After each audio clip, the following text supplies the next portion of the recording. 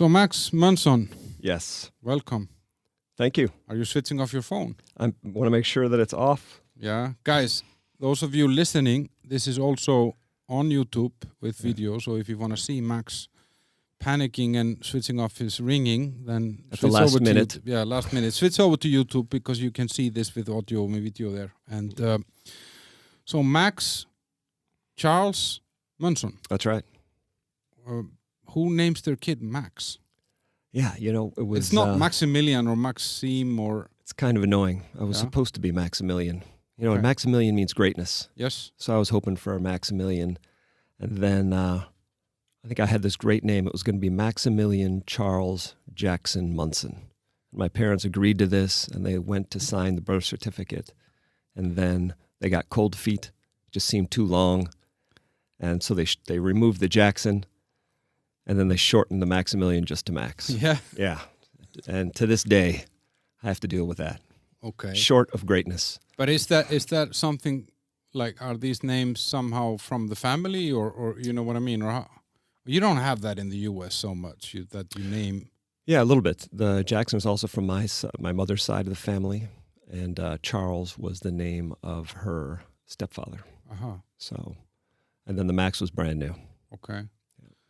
Because I always liked this when I was growing up, these American names like, Max, Tucker, and these like, there's something in those names, Yeah, Tucker now has connotations. Yeah. Yeah. Why? Yeah, because of the guy at Tucker Fox Carlson. News. Yeah, exactly. That he's kind of a character that can divide America. Yeah. Yeah. He's an interesting guy, though. Yeah. So, Max, you're an American living in Prague. You've been here since, 92? Yeah, I moved here in 92.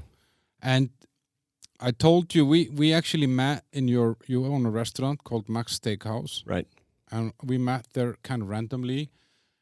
I always had you on my list somehow. I knew about you because you're kind of a legendary figure in the kind of early stages. Early days. Yeah, early days of expats coming to Prague. Mm. And so I always wanted to talk to you and just hear about how it was and blah, blah, blah. But, and then I walked by and I saw you in the restaurant. Yeah. I'm like, hey, midlife crisis warrior. yeah, that's me on You're like, hey, Instagram. Max, how are you? Yeah.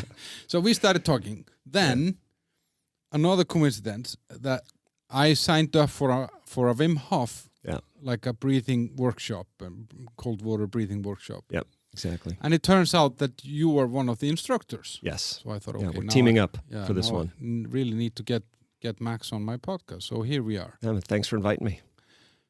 If we let's start a little bit with the Wim Hof, because I'm really curious what I actually signed up for. So what got you into and what is Wim Hof all about? Because he's this strange-looking guy that sits in the snow in a Buddha pose. Exactly, and I would say that what you just described is how most people view him. This guy they see come across their Instagram feed, or they see him on YouTube. Some guy sitting in the ice or floating next to glaciers, or maybe in a giant bucket of ice on Times Square. And so people have this idea the Wim Hof Method is to sit in ice, and And there is some ice involved, I'm not going to lie, but there's a lot more to it. So the Wim Hof Method is something that incorporates three things that I think have been going on in the world for thousands of years. But Wim Hof, who was a Dutch guy, over about the last 40 years, put these three things together to create a method to help people to become happier, healthier, and stronger. Oh, and those three things are, so there's some cold exposure, as we have seen. There's some breath work. And I have to tell you, the first time I heard about the breath work a few years ago, I didn't understand it. That we can all breathe. What's the issue? Trick, yeah. So that is a learning curve in and of itself. And then the third part is mindset. And maybe people kind of blur over the mindset part, but that could be the most powerful of the three pillars. So the workshop that you will be coming to in a few weeks, we will go through all three of these pillars. We'll explore each one deeply. We'll train you in the breath work. We'll talk about mindset, how to apply the mindset before cold exposure or before a strenuous sporting event like a marathon, or even during a marathon, or in your daily life before you have a difficult conversation with someone, or when trying to achieve certain goals in your life. And so we'll go over all that stuff. It takes about 4 or 5 hours. There's normally a great community of people there. And then you leave pretty euphoric. this breath work and the cold exposure, they can transform you. But do they trigger something that helps you with the mind? Do you know what I mean? Like, is it a ritual in a way that because you, I don't know, can, or let's say you can go through the cold by breathing in the right way, and by breathing in the right way and getting through the cold, you get the right mindset. Do you know, are these kind of gateways into each other somehow, or? Yeah, for sure, because we use the mindset can help you get through, like I said, any of these other challenges in your life. And the cold is what we use as the metaphor for a very, very difficult challenge. Mm-hmm. And so when you do that every day, when you start your day with setting your mindset and going into a difficult situation and handling it on your own terms in the way that you want, not in some stressed out position, but completely with all of your faculties under your own control. And when you do that every day, when you learn the method and practice that particular part every day, then when life throws at you these other difficult situations that you do not expect, your body does not differentiate between the different types of stress. So if you're already used to handling intense stress on your own terms, you can then apply that to these other situations. So you're basically kind of building endurance in a way, like to endure stressful situations. Stress endurance. Very good description. Yeah. It's interesting because, like, I feel like I was telling you before we started recording, you know, I do occasionally, I do run these marathons, and when I started running, I was never like a runner. My first run was like 400 meters, and it took me 3 days to recover, you know, like, and I was like, okay. Yeah. And when was that?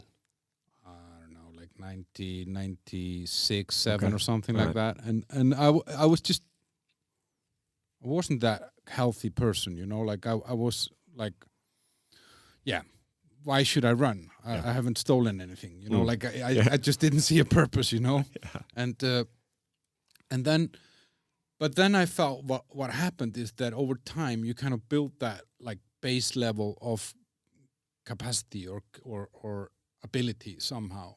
So right now I could not run for 5 years, but I could still go out and run 5 kilometers without any problem. No kidding. Because you kind of built in that, like, and what you were saying about if I go in the morning and I endure the cold in a cold plunge or something like that. Sure, or cold shower. Yeah, then kind of whatever is thrown at me during the day is not going to stick as much as if I couldn't.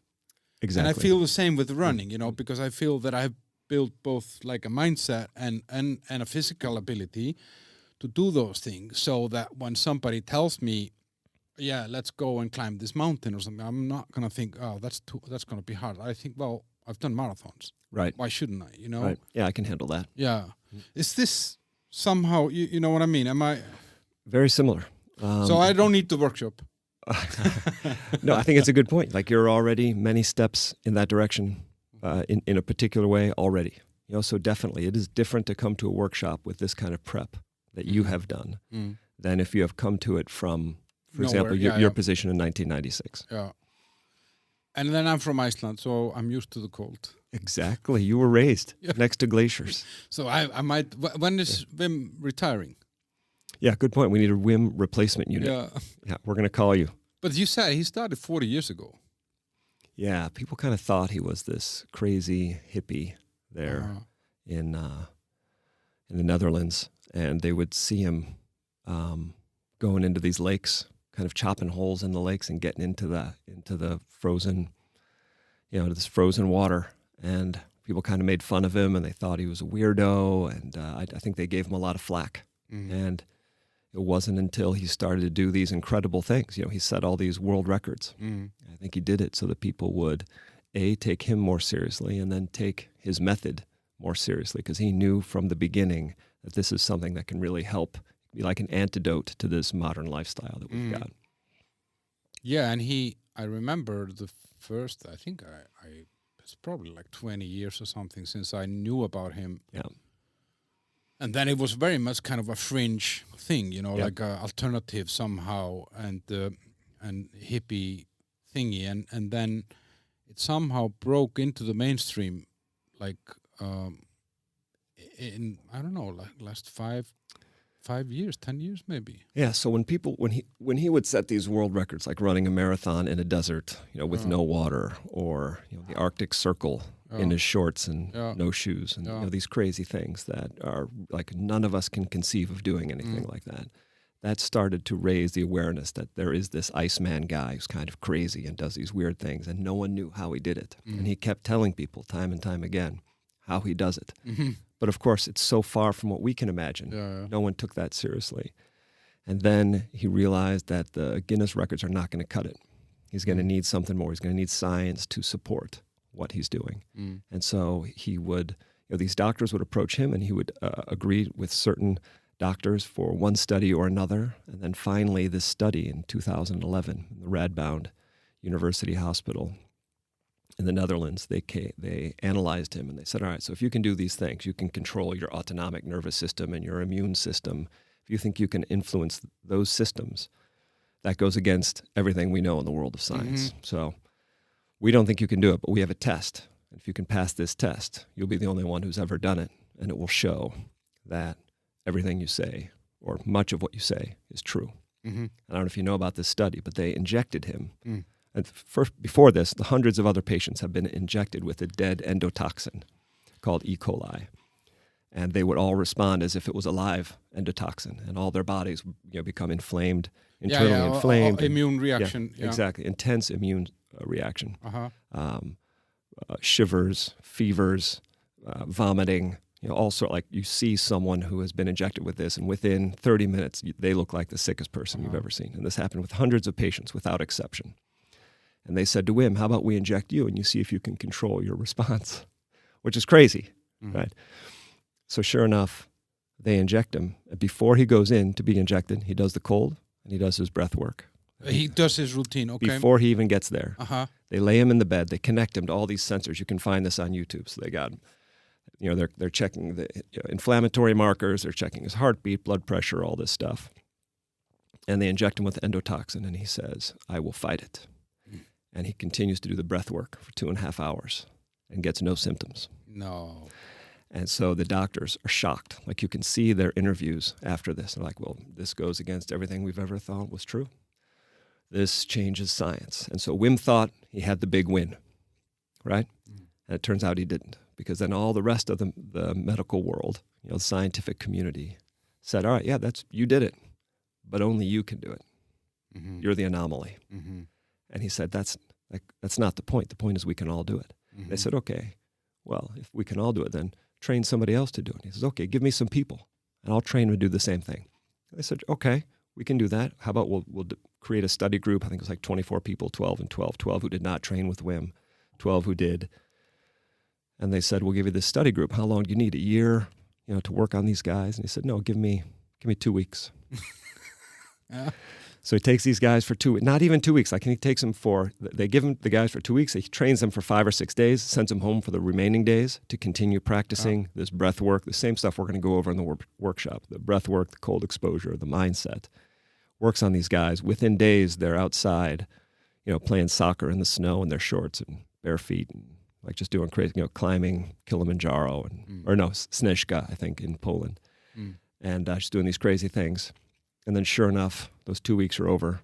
They bring in the 2 study groups. And you can see this. I think this is also on YouTube. And you see the guys that he trained, all 12, get through with no symptoms. Well, either minor, like minimal, or no symptoms. And then they show the video footage of the other 12, who are all like rolling over in their beds and moaning and sweaty and miserable, feverish. And so that was in 2014. And so from that moment, I think that was kind of the big watershed moment where people saw this is something that can be learned. It's not just Wim. It's not just an anomaly. Yeah, he's not like some freak of nature or anything like that. That's really interesting. I didn't know about this. This is super interesting. And but the guy must be like 60-something now, or I think he's 64 now. But he doesn't look his age, right? He's in amazing physical condition. Yeah. Like he's so strong. And his mental toughness, I think, is beyond anyone else. You met him? I mean, you've been to his his seminar? I mean, I guess he trains people that then train other people and Exactly. Yeah. So right now you can sign up and go on an excursion with him, or he will lead the excursion with a bunch of other instructors, just like you said, people like me or other instructors who've been doing it longer, or so you can sign up. I did not do that with him. I met him at his home in the Netherlands, in Stro. I met him there, and we had kind of an instructor gathering there, but I did not train with him in Poland. Or we have not hiked up Kilimanjaro yet, but there are some things that are on my agenda. Okay. Yeah. So you said it. You're a certified instructor, right? Yourself. When did you become that? Like, is that like? I think I finished the program last January. And why? What drew you to this? Yeah. So I think, like you, I had seen him over on Instagram and YouTube, and I remember saying to friends at some point, hey, at some point I'd like to learn how he does that. This is years ago, but busy with family, busy with work. There's always those things that you say, oh, one day that'll happen. One day I'll try that, and I kept putting it off. And it kind of was this peripheral thing. And I would hear about him. I think he was on Timothy Ferriss' podcast. I don't know if you heard that one. It was a great one with the Iceman, and he represented very, very well. So I planned on doing it, and then I was too busy. But then COVID came, and COVID changed everything. So I have all these, COVID for me was dreadful. And one of the great things about it was my businesses were closed, and I swim all the time. I'm a swimmer. That's why I cope with stuff. So in one day, the government closed the pools and the businesses. And there I was at home, not able to run, to do either thing that I really loved. So it was pretty annoying. These were some dark times, when you're... The first few weeks specifically, first few weeks, it was March 2020. Oh. And these were some heinous times. And after about a month, a couple friends of mine on the swim team who had done winter swimming before called me. They said, we've had enough. We don't care if the pools are closed. We're going into a lake. We're going to go to Šeberak, which is out in Prague 4, near where I live. I said, okay, I'm in, but it's cold, right? And we're talking, it's like late April. It's like right now. And they said, yeah, we don't care. It's like, all right. So we went to this lake, and they stripped down. They started swimming across this lake, Šeberak, which is like 500 meters across. I'm like, okay, they can do it, I can do it. So I got in the water, and it was amazing. And I wasn't sure what was going to happen, so I'm swimming freestyle, and I go out. They keep swimming like the whole way across. I swim about 50 meters out, and I think that maybe I'll freeze, or I'll sink, or everything will stop working. I don't know, but I feel great, but I'm not sure what's going to happen, and you don't want something to happen in the middle of the lake. So I turn around. After 50 meters, I go back, I get out, and I feel like a superhuman. I don't know if you know that feeling when you get out of the cold water. You're like, man, that was just amazing. You have all these hormones surging through your through your body, the dopamine. Dopamine, endorphin. Endorphins, oxytocin. So I felt incredible. And they finally came back. I'm like, man, that was amazing. And I did it. And they're like, yeah, we can do this. So we went back the next day and the next day. And by the end of the week, I could swim the whole kilometer across and back. And I don't know what the water temperature was. I don't know, 10, 11, 12, 13, something like that. So you get out and you feel amazing, but after a couple of minutes, I would start to shiver. And these two said, all right, well, let's go in the car. We'll turn up the heat and we'll have some tea. And I couldn't even drink the tea because my hands were shaking so much. And so I went back. I told my wife, I said, this is, it's great, but I don't like this shivering. It's so miserable. It's horrible. And she said, well, you should learn how to do it how Wim does it. He doesn't shiver. Okay. You should be more like Wim. All right. Yeah, I guess there's no pictures of him shivering, on YouTube. And it's like, all right, so honey, let's do the Wim Hof Method. So she agrees. We're both going to try this thing. And the original reason was this kind of not so important reason, really, of how to not shiver.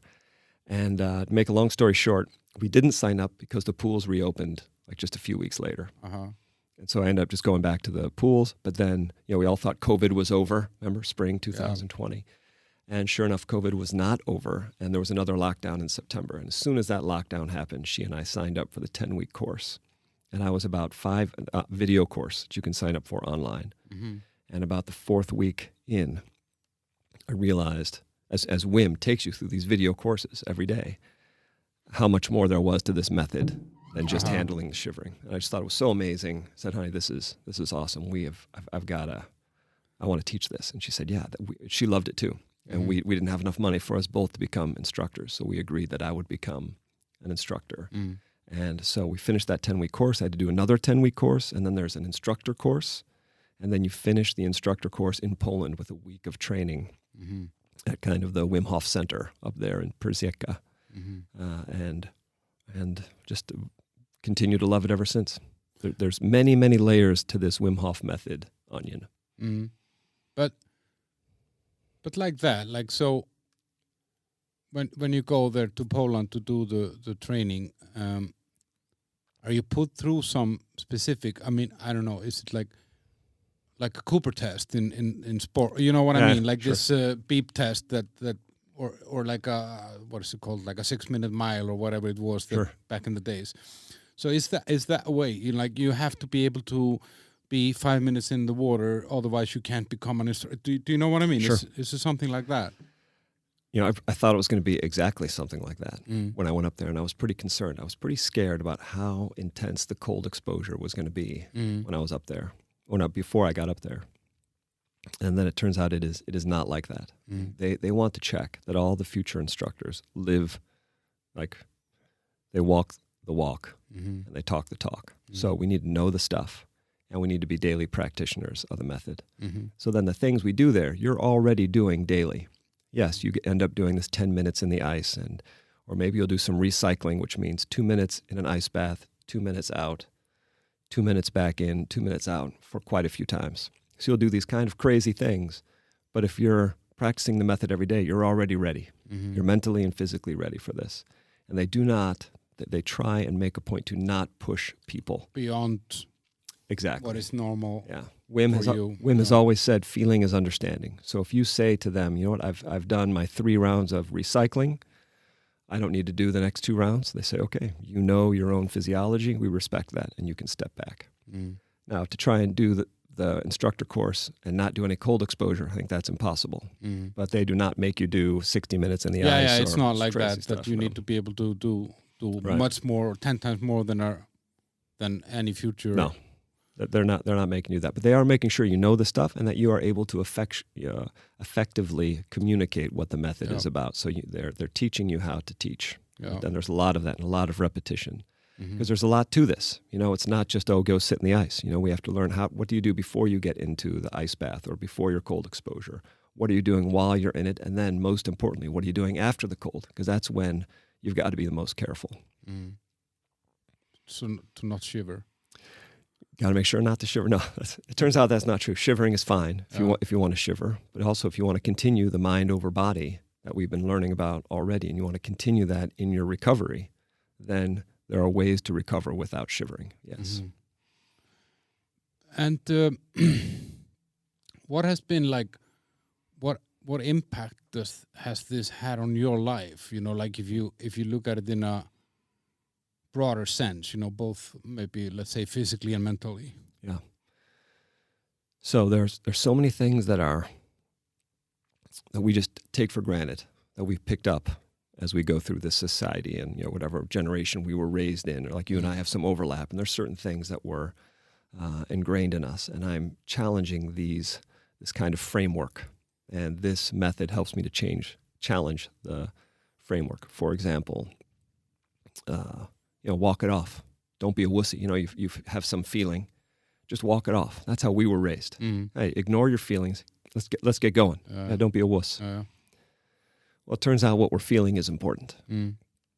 So the more we can be in touch with what we're feeling, and then I don't mean then go cry about it in a corner. But let's deal with it. Yeah, let's process it. And we were never taught to process it. So this has been one big takeaway for me that I've applied to many things. It's improved my relationships. I can be more caring and more feeling and understanding in my relationships. I came back from that week in Poland, and I think my relationship with my entire family improved. And I was not like a Iceman. I wasn't a cold guy, but I also wasn't open and, wasn't a big hugger or, like these things that kind of, you have these barriers around you, these layers of protection that you're not fully aware of. And the method helps to challenge all of these kind of preconceived notions that we have about how to protect ourselves so this is, by the way, this is a lot of the stuff that probably you were not asking about. but for me was one of the bigger takeaways. Yeah, but it's an interesting thing because I guess this was not something you expected when you went into it. Absolutely not. Mm-hmm.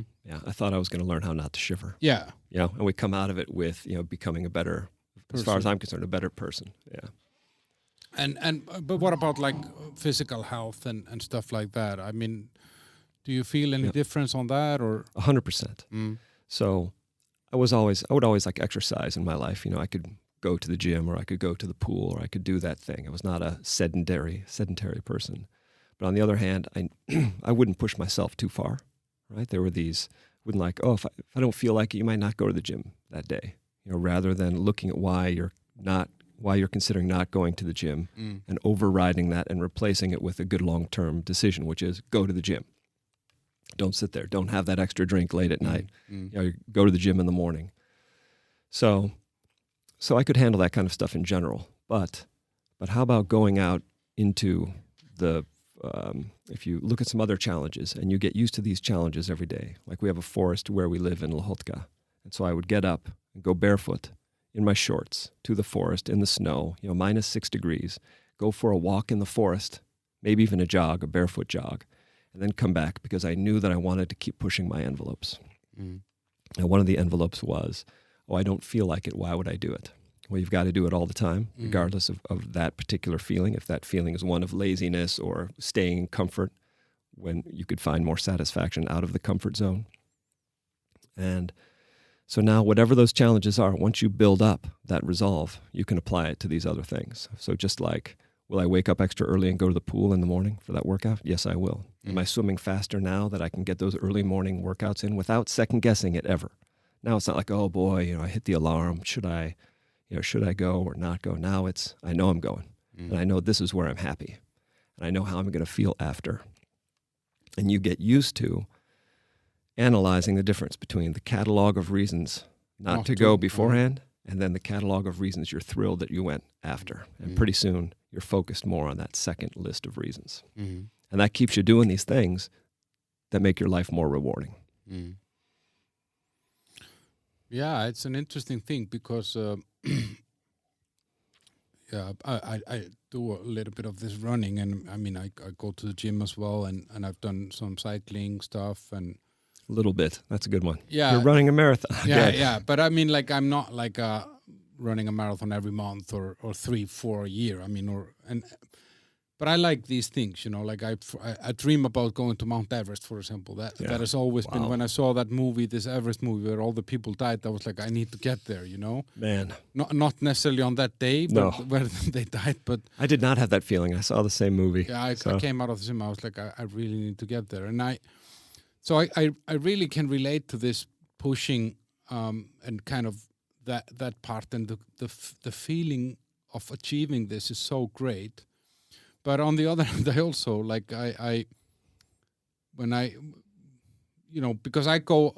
because I'm from Iceland, so I'm used to rain, I'm used to snow, I'm used to the wind being from all sides. So for me to, I don't know, run in the snow is no big deal. Like it's just, well, there was no. It's how you grew up. Yeah, there's no big part of the year, and I guess the same for you in Chicago. I mean, we would run in the snow with shoes on. Yeah, there was no barefoot. No barefoot running. I don't do that. Okay.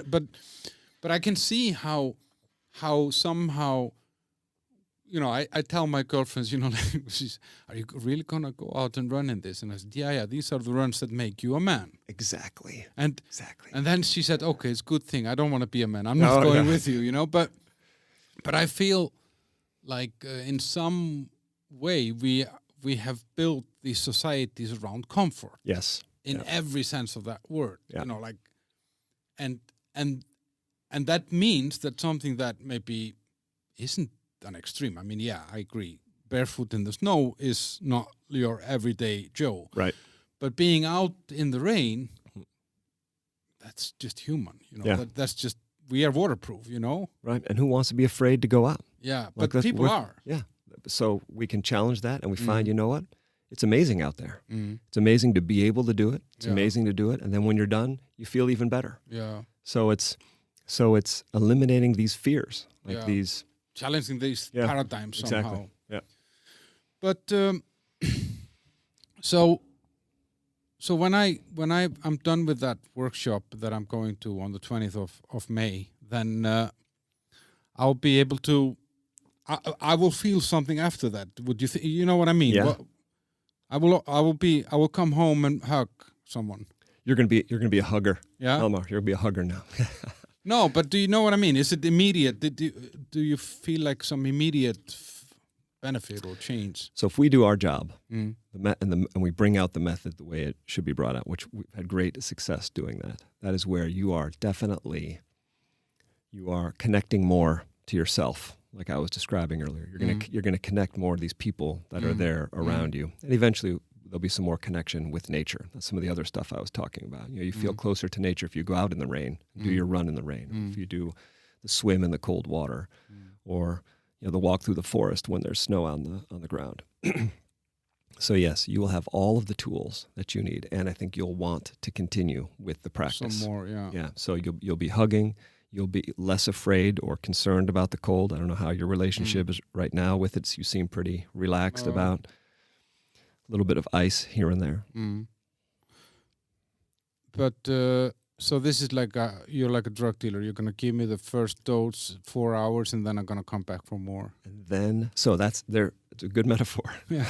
The drug dealer, but then you're gonna get high on your own supply. Yeah. Which right.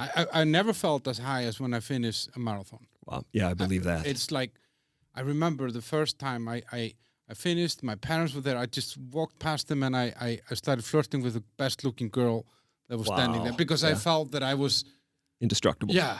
And I was still like me, It was like there was no chance this girl would look at me, but I just felt like, she must like me. Yeah. Yeah, look at me. Yeah, look at me. I just did a marathon. Yeah, there were 5,000 people ahead of me, but I didn't care about that. So just... How long did that feeling last? I don't know. It was like... I would say the rush was just like half an hour. Yeah. 40 minutes maybe. But I felt good afterwards because I knew I can do this. Yeah. But I was lucky in that sense that my parents kind of raised me with that mindset that there's no one out there better than you. It doesn't mean that they're bad, but they're not necessarily. They have 10 fingers, 10 toes. Yeah. And whatever. They put their pants on one leg at a time. Yeah, exactly. Yeah. And whatever they can do, you can do if you put your mind to it, and nice. So on. So I kind of always had this arrogance to why shouldn't I not be able to do something like this? Like there's no logic in that thought that I can't. Yep. So I think in that way, I think I maybe kind of expected that I could do all these things. I wasn't kind of, I don't know, maybe if I would have been heavier or something or in a worse physical condition, I might have thought, okay, this I really beat the odds here, Yeah. But tell me how. So do you start your morning? You said okay, you go out barefoot in the woods, -6. But do you do like a cold bath or something like that every morning? Yes, every morning I do the cold, at least a cold shower. So that means I wake up, I do the breath work, which we'll talk about later, or you're going to experience in full. In a few weeks, I do the breath work. It kind of sets my tone, gives me some, an empowered feeling for the rest of the day. And then when it's shower time, I take a cold shower. So I'll take a warm shower, I'll take your normal shower, and then I'll put it all the way to cold. I'll normally play one song on whatever song is on my playlist. Stairway to Heaven? Yeah, it could be Painted Black. It could be Stairway to Heaven. 11 minutes. Exactly. No, we haven't tried that one yet. That'll be my challenge tomorrow. Thank you. So I play one song, keep it on full cold, which again, this is not like an ice bath, but you will get the full physical, all the physical effects you'll get from a cold shower, as long as it's, let's say, 1.5 minutes or 2 minutes. And so let's say mine are about 3 or 4 on average. And then if we have a workshop, I'll get in the ice bath. Or if somebody else has a workshop and they invite my wife and me to go and they say, look, we should be over at 4. Why don't you come by at 4:30? We'll go in the ice bath together because it's already set up. Because otherwise you have to go source the ice. It's not like it's available every day. Oh, that's true. Yeah, but right now in the Vltava, for example, in the river in the center in Branik, we'll go there pretty often. Right now it's like 7 or 8 degrees. So that's plenty cold to get your cold on. 2, 3, 4, 5 minutes in that, and you'll get all the benefits. So to the ones watching and listening, like if they wanted to try something just at home, 2 minutes under a cold shower in the morning? I would not start with that. I would start with maybe this thing we call the cold shower challenge. You could probably find this document if you Googled it, cold shower challenge, maybe cold shower challenge Wim Hof.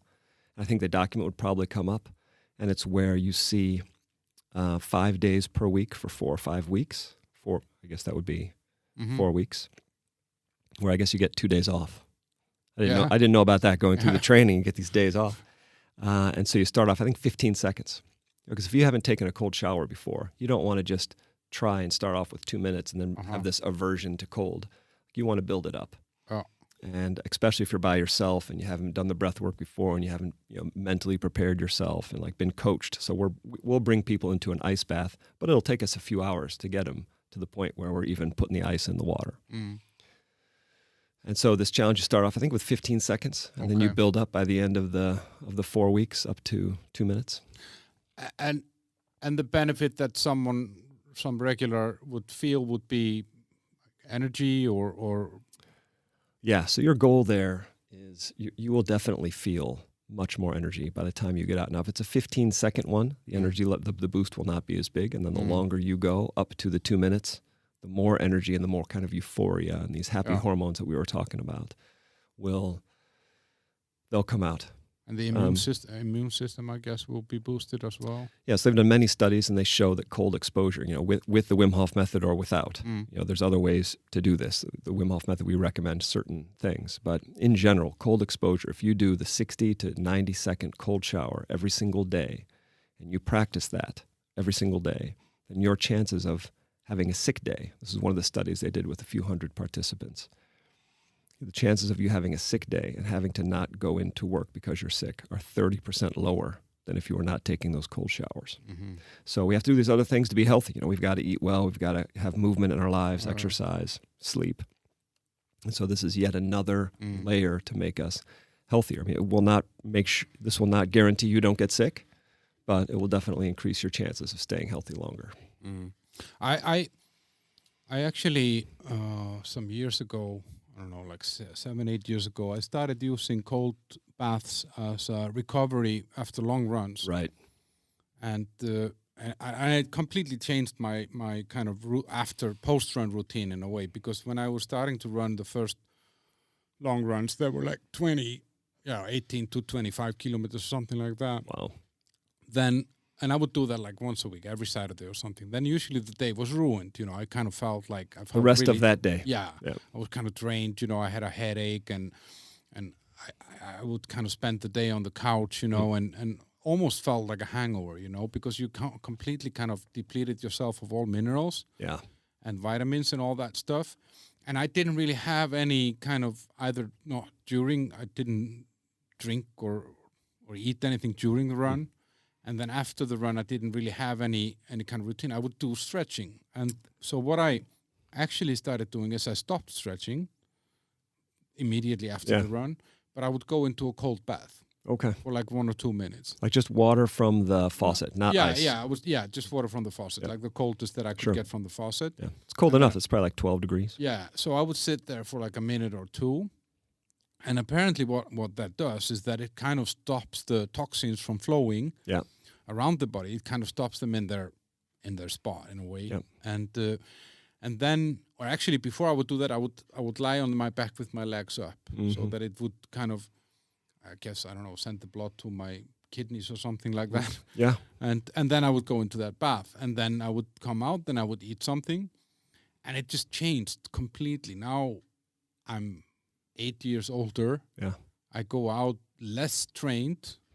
I do longer runs at a higher pace, but because I keep this routine, I don't even feel like I did anything. No kidding. It's silly, Just like 2 minutes in the cold water. Yeah. It has such a big impact. And I mean, obviously, complementing with proper nutrition afterwards and stuff like that. But and you still don't eat during the run. You don't have like those gels. No, I do that only when in a race, like on the race day, because I kind of think about it as a boost that I get myself something that I'm not used to, and that's again comes to this to building this mindset and physical that if you pushed yourself to some level, anything below that is going to be easier. Yeah. So what I do when I train is that I train in worse conditions. I don't take water with me unless I go really far. Yeah. And I don't eat unless in a race. Right. And so I try to train myself in a condition that is always going to be worse than on race day. Wow, that's good. That's very smart. Yeah. So on race day, I will get plenty of water. Yeah. I will get the energy gels. I will get some fruit even. I will get my mineral tablets that I take. Nice. I deprive myself of this stuff during the training a lot to kind of feel that, oh, wow, I'm getting that extra boost on a race day. And I often also train on an empty stomach just to kind of really get because then when I go for the marathon, I will have a meal like 3-4 hours before, and I'll feel like, wow, this is such a luxury. This is not even hard, That's so smart. Well, yeah, I don't know. Mental and physical. Yeah, it somehow has helped a lot because nothing feels hard, It's just something I need to do, but it's not over. It's not like it's not like Mission Impossible. Yeah. I get it. That's pretty smart training. Yeah. We had a little bathroom break here. I've been feeding you too much water and coffee. Yeah. So you mentioned swimming, and I know that you wrote a book called Diving Back In. Right. And I think you were swimming back in the U.S. a lot. Exactly. I swam. I was one of those age group swimmers as a kid, from about the age of 8 until the age of 17. Okay. Spent a lot of time in the water. And then you kind of get back into it here, or you stopped it for like... Yeah, exactly. I loved it. And I had these, high hopes as a kid. And, a lot of age group swimmers did. And so, the faster that you got, the more they would have you trained, to the point we were training kind of crazy amounts. And I was tired in school all the time. And I kept trying to have loftier and loftier goals. But then I think at one point it was stopped being fun. Mm-hmm. I think it's happened to a lot of people in a lot of sports, and for sure in age group swimming. And then at one point I was applying to Arizona State University, and I had an interview with the coach, the swim coach. And these other schools were going to have me on their swim team. I was going to swim in college. It was obvious. I'm a good swimmer. I'm going to swim in college. And then this coach, and ASU at the time was the best swim team in the nation. Mm. And these other coaches, they would sit me down in their office, or they'd give me a tour of the campus or whatever. It was always felt like it was obvious I'm going to swim for this particular school. And this coach had a swim training going on with his team. So imagine a pool full of swimmers. Beautiful day in Arizona, as they almost all are. And we're walking back, like down the pool. He's yelling at the swimmers and asking me for various times of the events that I was good in. We turn around at the end of the pool. We come back. We're still talking about my times. And then he says to me, without even looking directly at me, all right, well, you're not fast enough. And he turns around, just walks away. Mm-hmm. Down to the other, keeps coaching his swimmers. And it was like, obviously it was not trauma, but it was a very discouraging moment for me. After having spent all this time in a pool. Yeah. And I thought, okay, so this is how it's going to end with this guy dissing me right here. And so I was pretty offended. And I thought, okay, well, I'll never swim again. Right? So we hang up the goggles forever, is what I thought. And then it turns out there was a water polo team. Okay. And the water polo team was much more casual, and they let me join them. And I wasn't a very good water polo player, but I was the fastest swimmer on the team, even though I wasn't that good. And I eventually learned the skills, and it ends up being this amazing sport. So I played some water polo for them.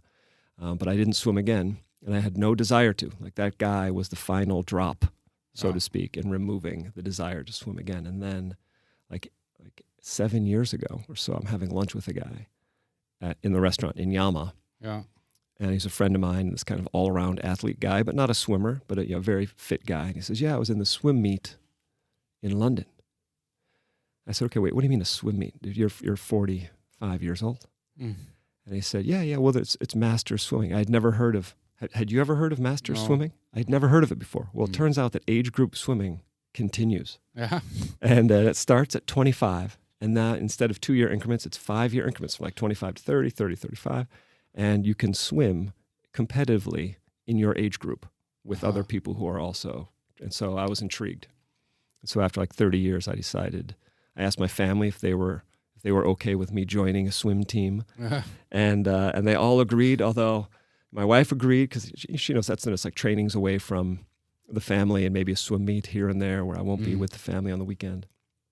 So my wife agreed, and I thought that was pretty cool. And the kids agreed, although I don't think they really cared at that point. My teenagers, you know. Yeah. And so I joined the swim team, but just to do that, I had to get over a bunch of fears. You know, the fear of I'm going to join and fail again, right? Or I'm going to join and have another discouraging experience again. Or I'm going to join, I'm not going to be any good anymore. Or I'm going to join and you know whatever. After 30 years of not swimming, that it's going to be awful.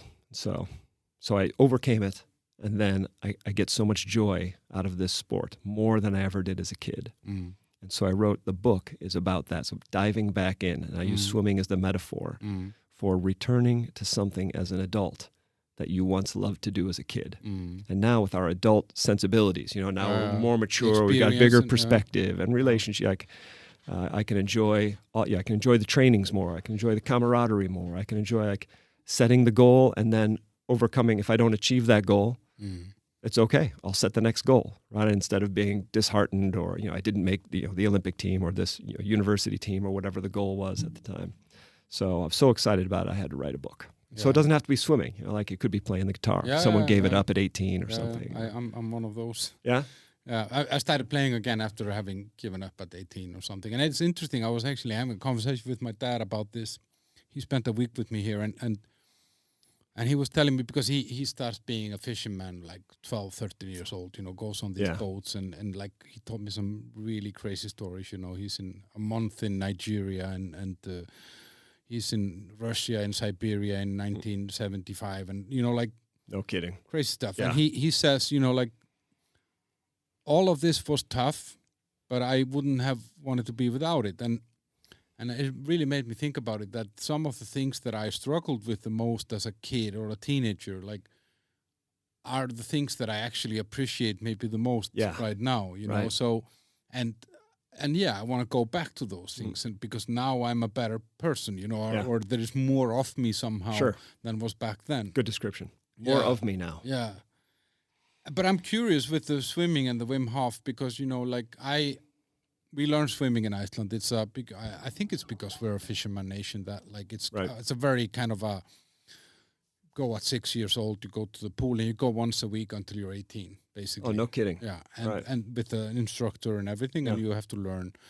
But I mean, obviously, all 4 strokes. Yeah. Okay. So you have the breaststroke, the backstroke, and the crawling. Yeah, the crawling. And the crawl. Yeah, the butterfly we didn't really do but we had breaststroke, backstroke. And back crawling and front crawling. Yep. So, and there is some diving as well, like, you know, just to kind of, you know, should be able to do 25 meters in the water or something like that. Nice. Okay. And, but I mean, I was never like a good swimmer. And what I realized, because I would love to do like an Ironman, and the swimming part is like 4 kilometers. So if I did one triathlon here, which was just with 500 meter swimming, and I was so slow in the water that I could see that they were thinking about fishing me out, you know, the organizers, you know. And I'm so glad they didn't. Yeah, and they were like these 70-year-old guys, like just racing by me. Yeah.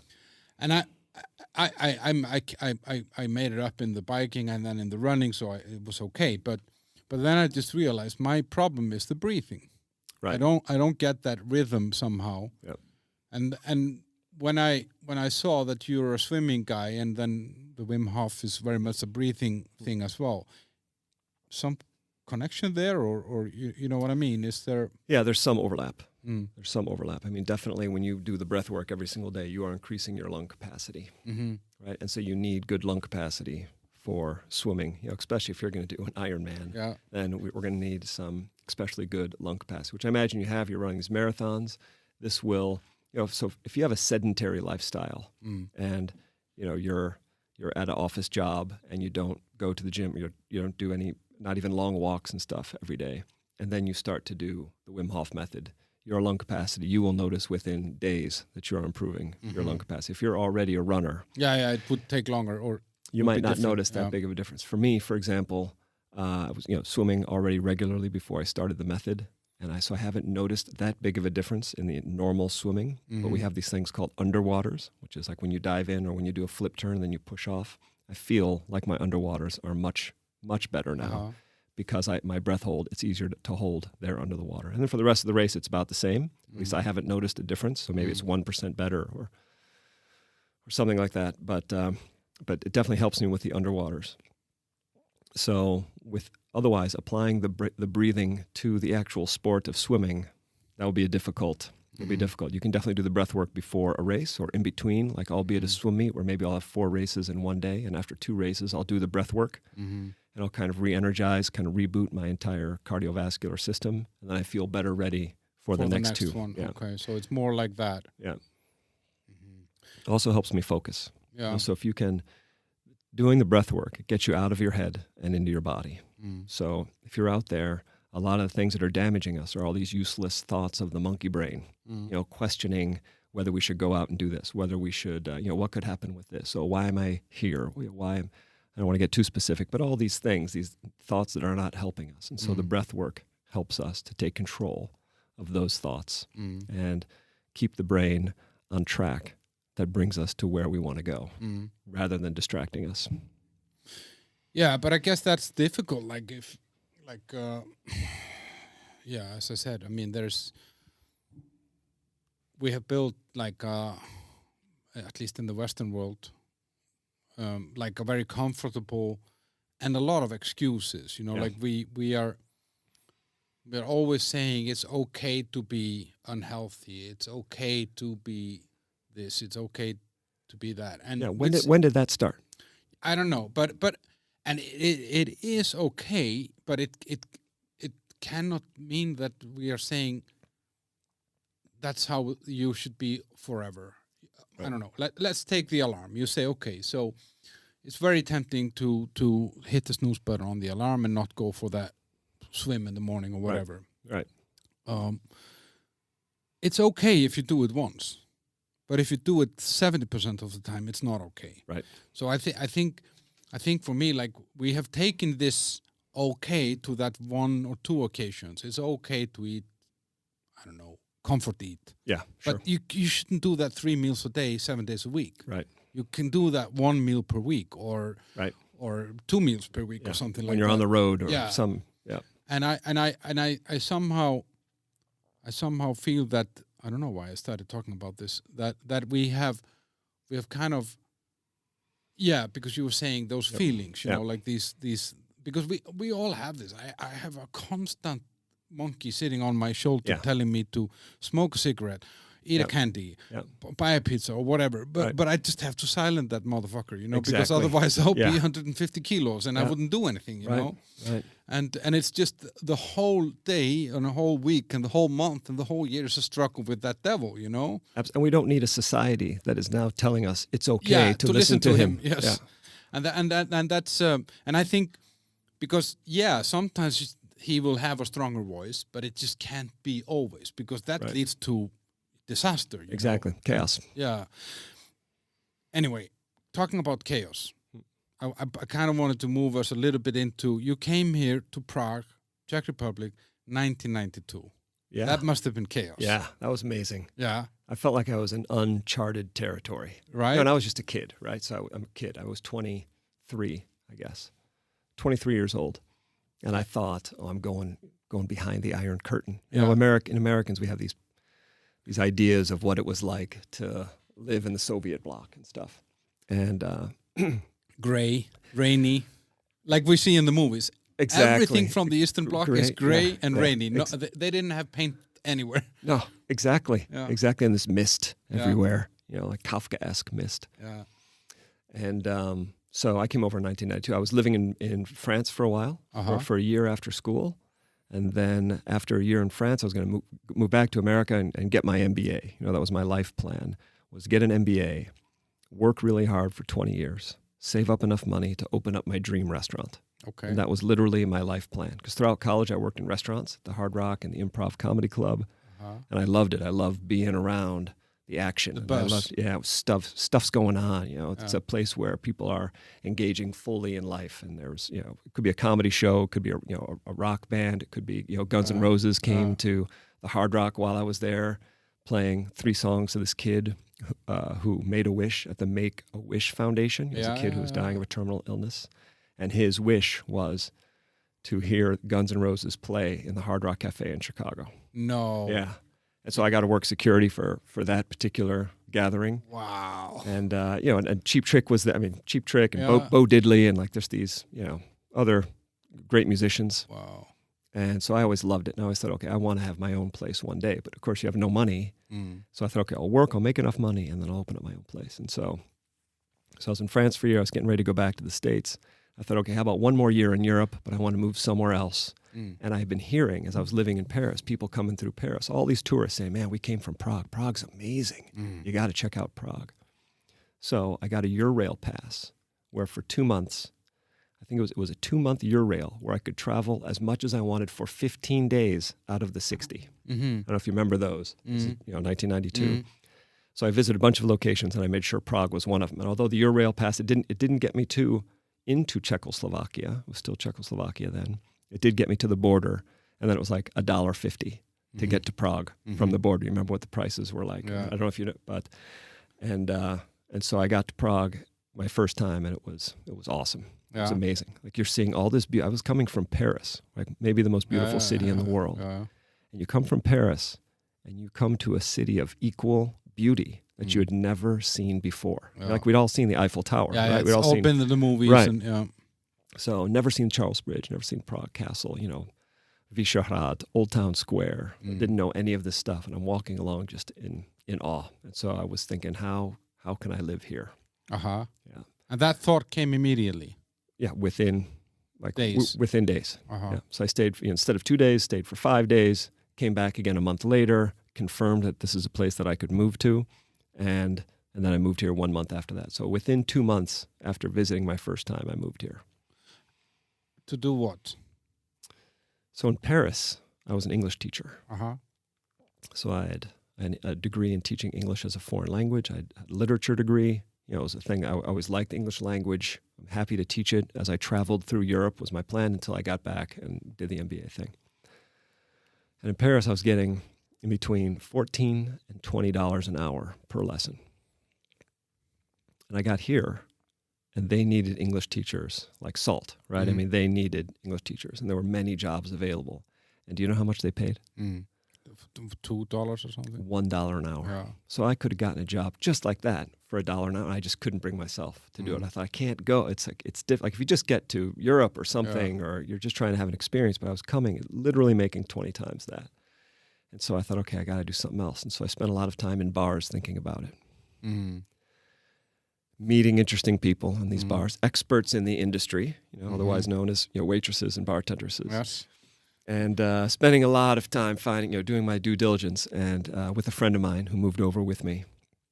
I moved from Paris, he moved from London, and so we were researching this idea of actually opening, and he always wanted to open a restaurant too, of this idea of opening the restaurant now instead of in 20 years. And it turned out, according to these industry experts, that it was possible.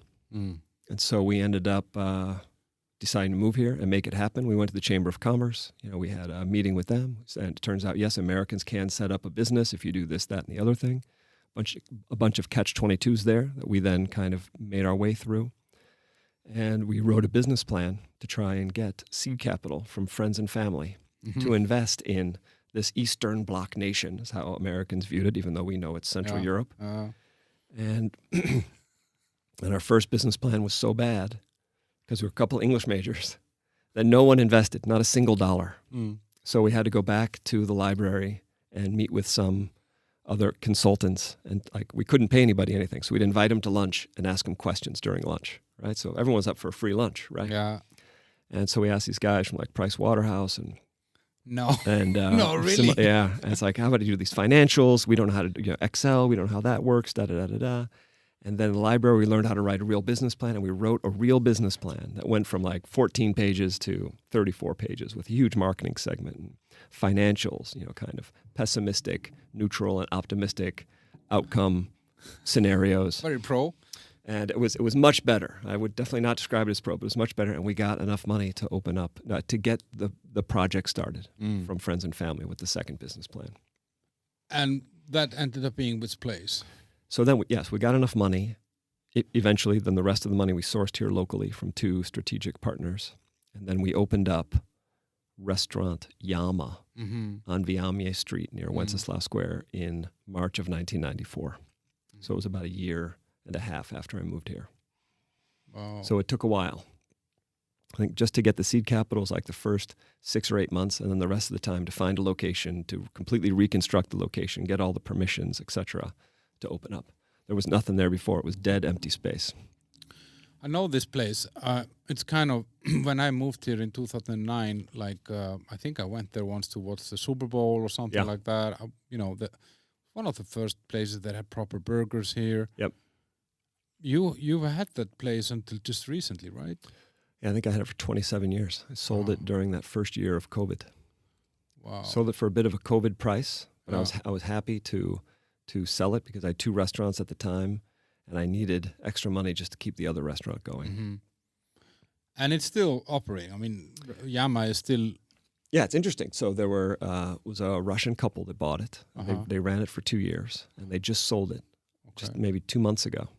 And they sold it to, the way I understand it, don't quote me if I'm wrong, but what I have heard is they sold to these 3 Czech guys who used to go to Yama all the time. And now fans. And they loved it. Yeah. Okay. And now they have an Irish pub, and they wanted to make Yama. They wanted to continue with the concept of Yama, this American style place. Yeah. And so they bought it about 2 months ago, and it's been under reconstruction since. I walk by it about every 14 days, and you can see they're doing a bunch of stuff. And they've got a good online presence where on Instagram they're saying coming soon, showing you pictures of how it looks and future meals that they're going to have. So it will continue.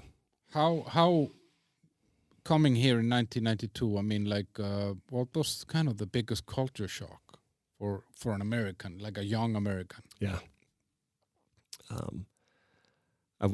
For sure, the biggest shock was the language.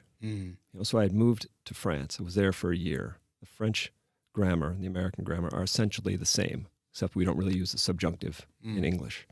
So I'm learning the French language, trying to become fluent, working at it every day, struggling, because I have no gift for languages. I mean, typical American guy, I have no gift. I have to work my butt off to speak a language. So I'm working, and then I finally get a fluency degree. I'm thrilled. I'm like, all right, I can learn languages now. So then I get to the Czech Republic. I sign up for a Czech course. And the first day of the course, I realize I will never speak this language. There is nothing similar. Whereas French is like 30% even similar words. If you say them with a French accent, you'll get by. Yeah. There was nothing in the grammar was the same, nothing with pronunciation, no words, nope. I mean, and it was incredibly daunting. And I realized eventually I learned to speak Czech. But at the time, I threw in the towel. I thought, I'm not going to do it. So I just learned how to order a beer and ask a girl out on a date. And that was about it. Gets you pretty far, though. It got me pretty far. Yeah. But then we finally opened the restaurant, and we had translators with us. We would pay $1 an hour for these translators. And then I thought, okay, so we got to get rid of the translators. Otherwise, there'll always be this barrier between me and the customers and me and the staff. So translators were gone, and we just had to learn how to speak Czech every day. So at the beginning, it was like Chinglish, this hybrid kind of language, but the staff understood us, but nobody else understood. And then I would say within about a year, I finally got to conversational. So I was like, mid-1995 or so. But doing business here, I mean, there's a lot of talk always about corruption and stuff and then I don't mean like the big shot political corruption. I mean like the smaller ones, to get this license for this and that and stuff. Did it feel like that? Yes. Yeah. Yeah. I know you've got your stories as well, so I want to hear yours. But there were other American businessmen in town who had done business in America beforehand. I had never done it. So you didn't have anything to compare with? No preconceived notions of how it was supposed to be. And I thought, okay, well, this is what you need to do to get your limited liability company ready in 2 months instead of in 1 year. Yeah. Then I will pay this money under the table to make that happen. Yeah. Right? And that's the most obvious thing that would happen. There would also be, let's say, an inspection from a department checking out. I won't even mention which department. Yeah. And you want to make sure that inspection goes well. So maybe you'll supersede that inspection by sending in a person who knows someone in that department to make sure that everything goes smoothly.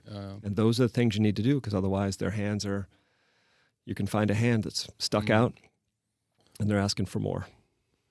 Yeah, and it's an interesting thing, actually, because I often think about this. I mean, I guess it was maybe even more back then in the early days, because took a while before salaries kind of reached a decent level for people who were working for the government. Exactly. Yeah. So, and they obviously saw their superiors, and they saw the politicians kind of grab whatever they could. Yep. And the privatization and all that stuff.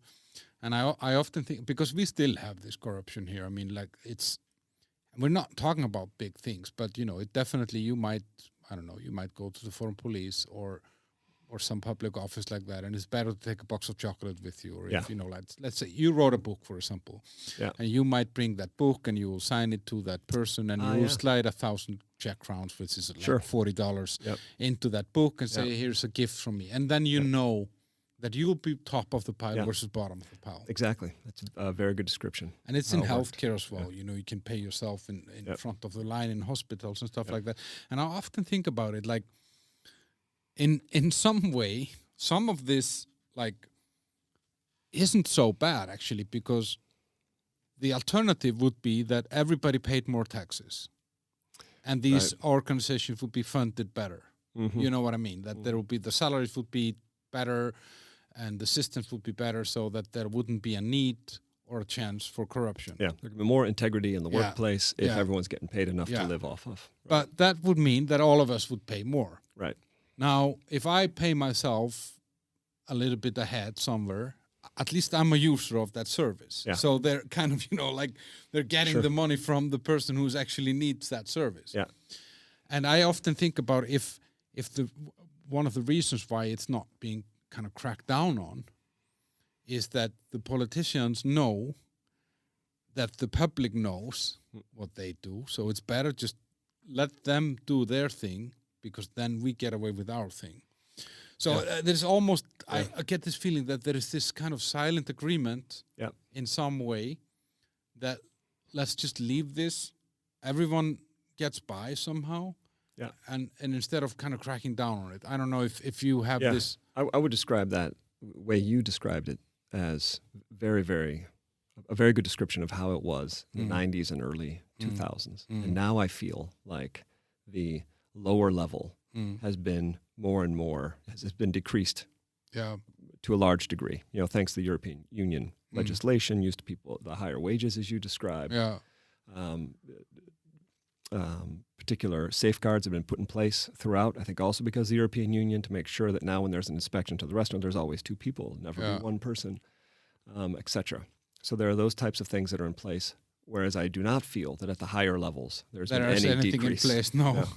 I feel like it's worse than ever now. Or wait, not particularly now, but I would say up until this most recent election, I felt like the corruption was worse than at any other time when I was living here.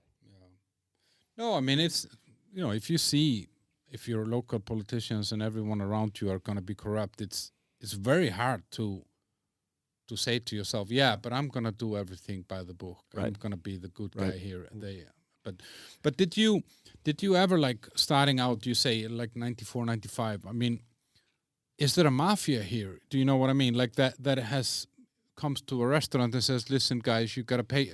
Did you ever come across something like that?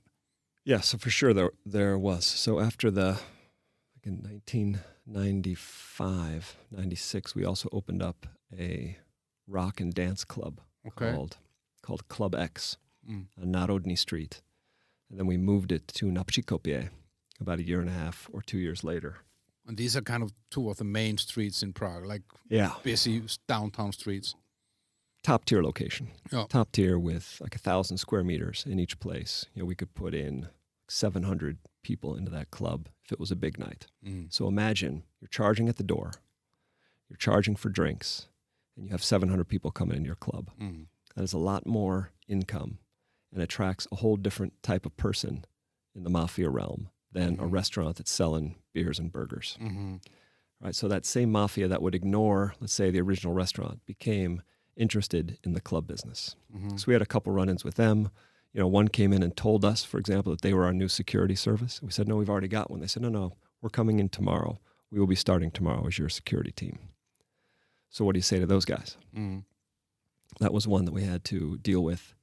I remember one business partner that I had at the time who was a silent partner. He said, all right, well then you're going to have to get a shotgun.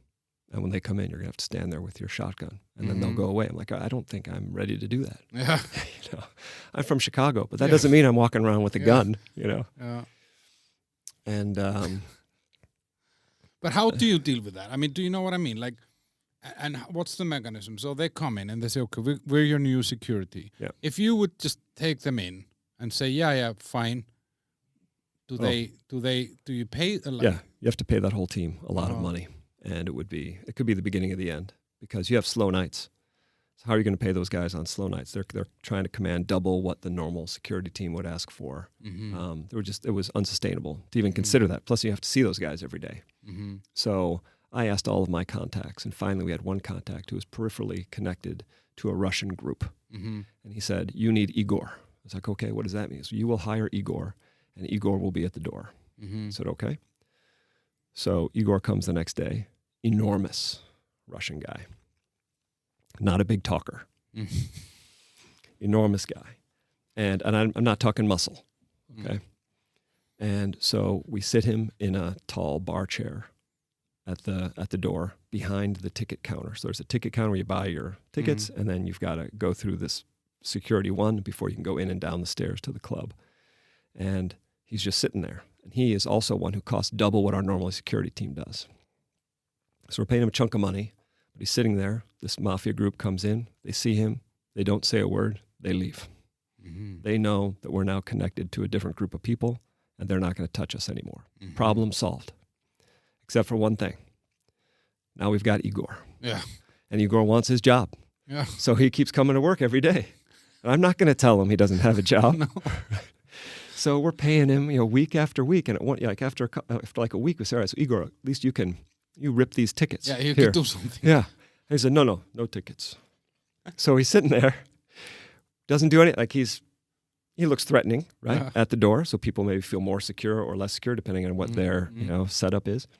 And he won't even rip the tickets. And then, fortunately, at some point, somebody else in the club business needed Igor's services. Okay. So he got called away, and then we were good. But for about a month, we had a very highly paid, threatening decor at the doorway. But have you heard stories of places that have had threats that have been realized somehow? Burned down or ruined or something. Like, do you know? No, because I never really heard so much about this here.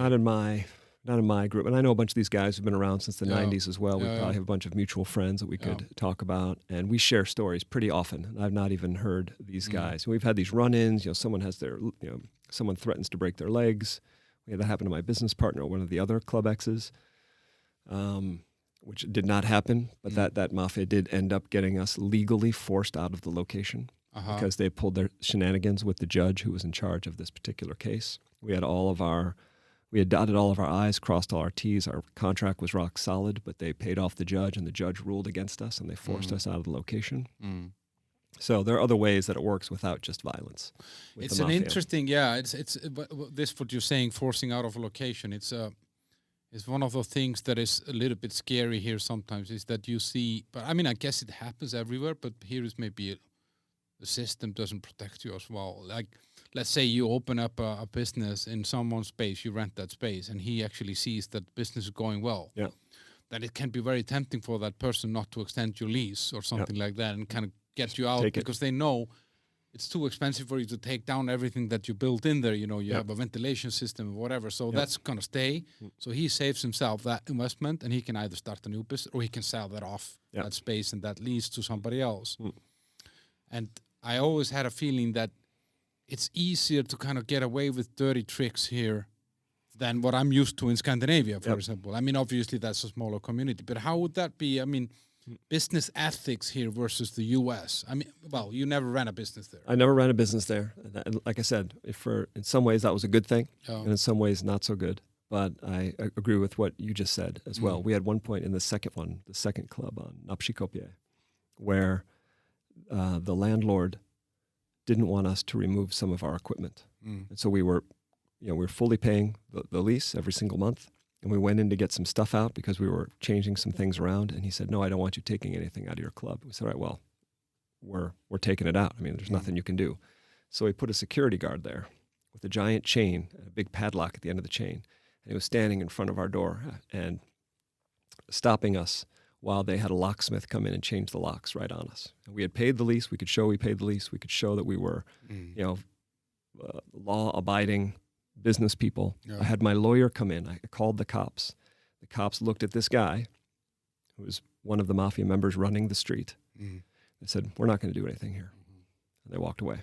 And I had my lawyer talking to them about it. I thought, if we can make this all official, then we're going to get back in.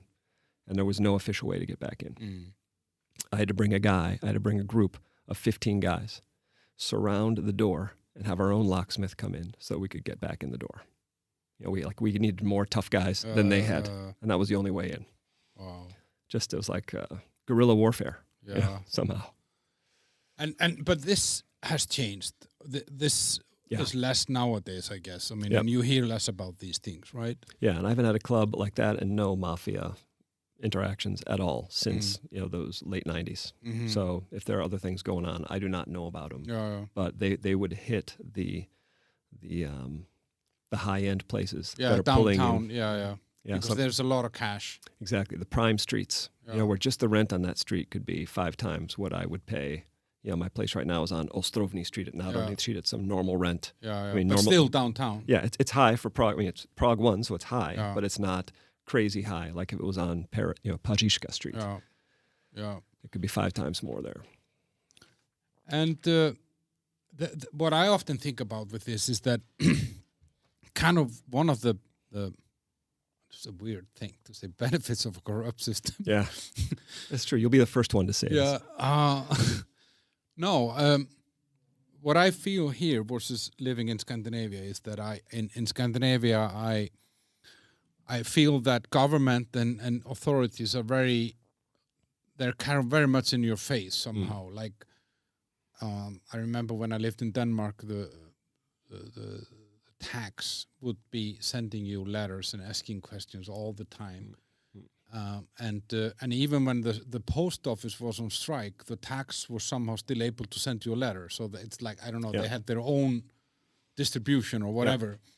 And when I moved here, they were still sending me letters because they probably wanted to keep me as a taxpayer there. And I was like, well, I moved. I'm not in your jurisdiction anymore, and I don't have any income there. And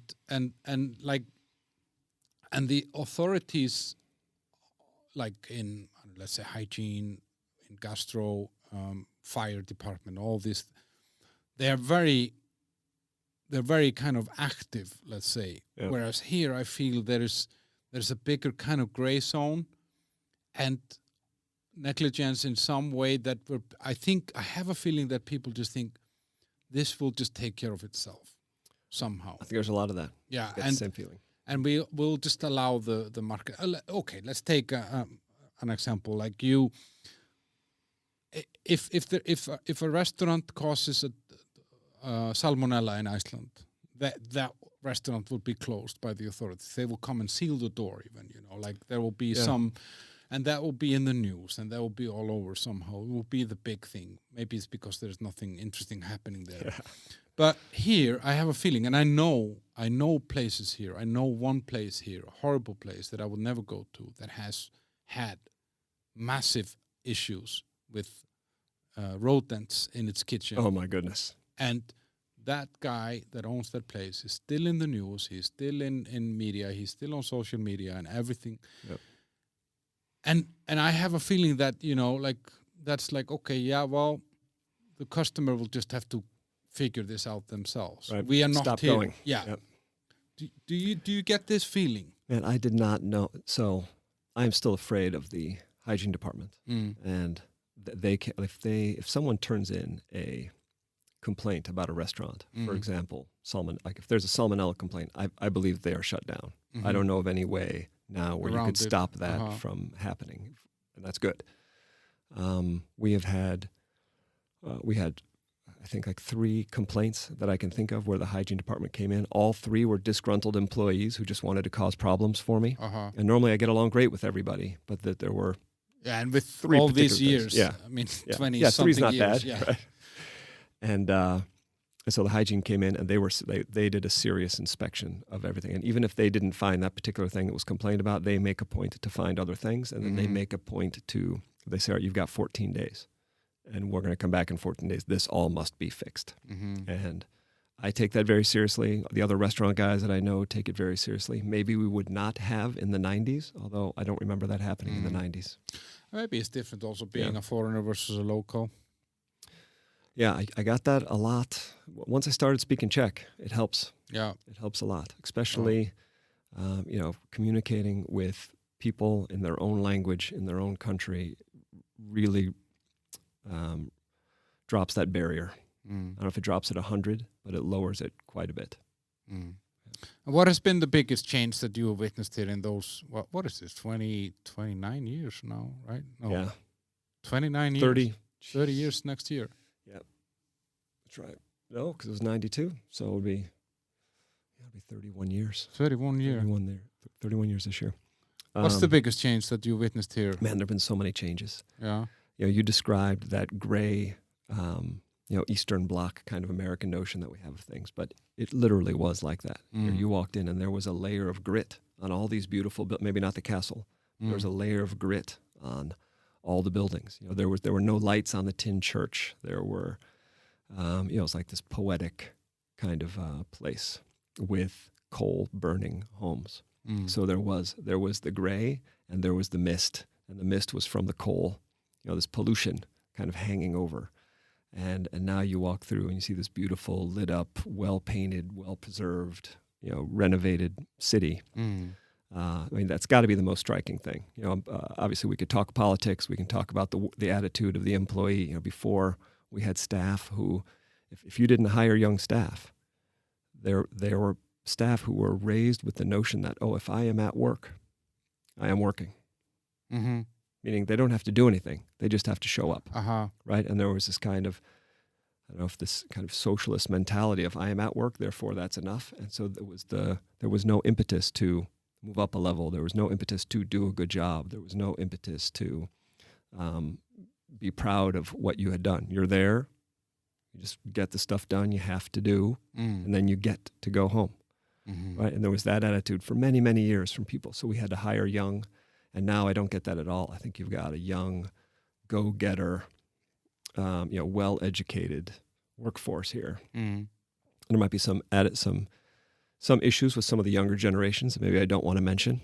Yeah. Where maybe they want to talk about their pay before they can talk about what they can offer you. Yeah. But then when people are engaged, they're very productive and very talented. What I felt like in this time that I've been here, what the biggest change that I've noticed, because like this, what you say about kind of the visible difference of Prague was kind of all there when I came, and it's a beautiful city, and I've seen it also because I've been a lot in Bucharest and in Budapest. They have a lot of beautiful buildings, but they haven't gone through all this renovation. So you see those buildings, but you don't see them for what they could be. Right. Which is interesting. But what I've noticed, for me, like the most striking difference is the kind of the appearance of a middle class somehow, which I felt that there wasn't really a big middle class here when I came. And I remember I lived in Minorati, where it was kind of the expat area of the city. Sure. And just walking down the streets there and kind of just looking at the cars, if I walk the same streets and I look at the cars now versus the cars that were there 10 years ago, there's a huge difference. I mean, it's obviously people have more and they want more, but that also means that it's more expensive for everyone. Like it kind of pushed both the quality and the price up. And I see now I am often surprised how can people afford to live here, like a proper life. Yeah, I'm not sure how healthy it is. You know, if you looked at 20 years ago versus now, and you looked at the average household debt 20 years ago versus now, it was lower. And not because everyone was really great at saving, but because there were not a lot of financial options for easy low interest loans or mortgages. Even mortgages were relatively new, credit cards. And now all of these things are super widely available, super well promoted, easy to sign up for. And so people see, thanks to also a very robust marketing industry, they see all the things that they need in their life. Yeah. And they want them now. So I would say the household debt has gone up. I don't have the statistics right now. We could go to the statistics office and find out, but I would bet the average household debt is 5 times more than it was 20 years ago. No, and it's definitely, I mean, it's changing, and I guess somehow we all of Europe and all of we're all kind of somehow sailing into the same mold of, in some way, American consumerism. Yeah, you can say, and it's interesting because at the same time as and I see that being Scandinavian, we've had it very good for very long, but we don't see it like that. Like if you would look at the statistics and the data about, income, quality of life expectancy, and all these things that the Scandinavian nations score extremely high, and all these happiness indexes, and then you look at what people are actually talking about, you would think, no, these people are not living in the same country. Yeah. Because they are unhappy. They are unhappy about this. They feel that their system is bad and blah, blah, blah. And so, and I often think about, like, where is this going to go somehow? And then I look at the U.S. Oh, no. and I think to myself, like, well, whatever is happening there, I just somehow don't see it working out on the long run. Right. Something has to change. I don't know exactly what, if you need to split up the country or if you need to reshuffle the cards somehow. There is a new deal or whatever. The New Deal. Yeah. What do you 2024. like? So you moved away 91 to France. Mm-hmm. And you had never lived in the States since then? No, just visit. And I've been saying ever since then, America is the number one country in the world to visit. Yeah. But I don't need to live there. I still love it. I've still love America. I've still got my American passport. I've not become a Czech citizen, although I've considered it. I think I'm just I'll stay with being an American who lives here. But yeah, there have been a lot of changes in the States since I moved away. And how does it look from the distance? I mean, how is it to observe this from the distance? So after this many years, I think I'm able to kind of view America a little more objectively than before. I don't have all the emotional attachment or, looking for reasons to not like it or looking for more reasons to like it. I'm just kind of relaxed about the whole thing, and I love the things that are great. And then I can see a little more clearly, maybe, at least certainly more clearly than I could before, some of the things that it could work on. And that second list is getting longer and longer. So, what happened to this? Well, I don't know. I could go on for a long time. Yeah, we have time. Okay. So the political divide is a little discouraging right now. I mean, you have people, you have families breaking up, friendships breaking up. We're reading about it not only in the media. I feel like there was always a big disconnect between the media and what's really happening. And now I find that disconnect in this regard is not as big as I would like it to be. We're reading about it, and we're seeing it in the neighborhood. You can see it in a supermarket. You can see it in, I think, in daily life. When I go back for a visit, I will see it. You'll see people get angry as soon as they find out that someone believes something different than them politically. And that didn't happen before. It used to spark conversations. Maybe those conversations would get heated, but not anger and resentment toward someone who didn't agree with you politically, as if there's truly a right and wrong, and people are ready to fight for it, as opposed to two different ways to look at something. And that was the way it was when I lived there. So I don't know if that's too general for you, or no, but it's It's an interesting thing because, I mean, I think the world is kind of watching this, you know, like I don't know, I don't feel that this divide is anywhere as great as in the US. Right. You know what I mean? And it's almost, I often think about like, who benefits from this? You know, because there must be some forces that are fueling this. Right. And because there somehow must be a better business of keeping people at each other's throat than to keep them together. Sell, sell, sell. Yeah. So what are they selling? Well, all these media companies, they're selling social. It could be social media. It could be you know, newspapers and magazines. It's keeping people engaged. And the angrier they are, the more engaged they are, and they'll keep buying, and they'll keep buying more to read more to solidify even more these beliefs, ideas and beliefs they already have. So I would say that's part of it. And I don't mean, you know, I'm not a conspiracy theorist. I don't think there's this, you know, evil overlord trying to divide the nation. It just happens to be that when it's divided, various companies are making more money. So it's not in their interest to do anything to level the playing field. No, and I think, talking about conspiracy theories, I think like what we often, let's say we the public, we often tend to somehow hold those who are in power and both political power and financial power. We hold of, or we think of them as some sort of superhumans that they're not greedy, or they will think of the greater good. And I'm like, no, they're rich and in politics because they were able to be greedy and think of themselves. Right. Yeah. And I take myself as an example, and I know I'll probably piss someone off, but when the war started in Ukraine, I invested in oil immediately because I knew, okay, that there's going to be an increase in oil. Right. And I made money off this investment. It was not a huge investment, but if I was a billionaire and I would have done this, and then I want this war to end.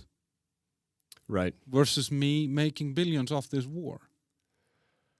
And how many people can imagine that position? Even? Yeah, and that's the thing. And I think, like, I always find it so interesting when we choose to think that someone who is rich and has influence has somehow even a higher moral standard than me. Right. Why? No, that's the opposite. other way around. It's been turned on its head. Yeah, exactly. And so so I agree with what you're saying. I don't think that there is someone sitting on top of this orchestrating a divide, you know, but I think there are forces that, or let's say behaviors and patterns that form when circumstances allow, where someone finds a way to milk something. Right. The guy that owns the 4 or 5 floor discotheque by Charles Bridge. Sure, Carlo Velazny. Yeah. So a friend of mine, she was working there. He obviously had to close it down in COVID, but he was clever. He opened a COVID test center at the ground floor. I see. He's never made more money. No kidding. Of that place than from there. He had 2 employees. He used 50 square meters. He probably got the rent, of course, decreased, and he got a state support and blah blah. And then he sold COVID tests for $100 a head. There was a queue outside the place 24/7 for COVID tests. Why would this guy, if he had the ear of anyone on the COVID team, he would say, no, let's keep the restrictions few more months. I'm going to buy a new house. Yeah. And this is how it works. But we just don't want to believe it. We don't want to see it for what it is. And we keep thinking, and for me, so I actually think, talking conspiracies. Yeah. The real conspiracy theorist is the one who actually thinks that power structures, organizations, and people that have constantly lied, cheated, and paid penalties for it, the real conspiracy is to believe that these people are actually good. Because that's such an outrageous belief. With no indicators agreeing with that particular thought process. Yes. Right. So the same person will make fun of me if I would believe in God and say that that's impossible. but that person will believe in a politician that has been proven to lie and cheat millions of times. And like if we take the wars, take Iraq, I mean, like everybody knows they lied. They didn't have any weapons of mass destruction. Right. So why should they be telling us? Despite the proof. Yeah. From the reliable source. Exactly. Why should we believe them on Ukraine? Why? Why shouldn't we be doubtful at least about it? Like, why? What's the motive for that war? Who's benefiting? Blah, blah, blah.